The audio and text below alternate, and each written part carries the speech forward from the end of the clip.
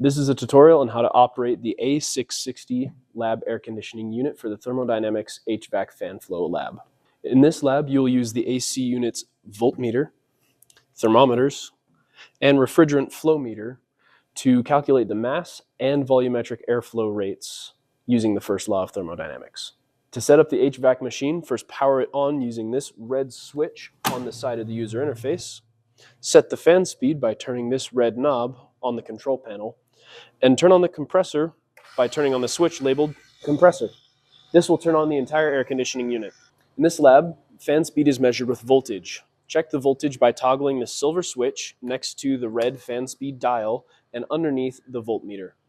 Refrigerant flow temperatures and pressures are measured with the flow meter, thermometers 13 and 15, and the condenser outlet and evaporator pressure gauges.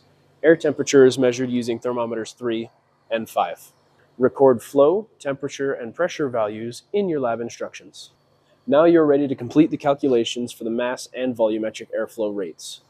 Refer to your lab instructions for any other needed values or equations, and go to your TA or a lab technician like me if you have any other procedural questions.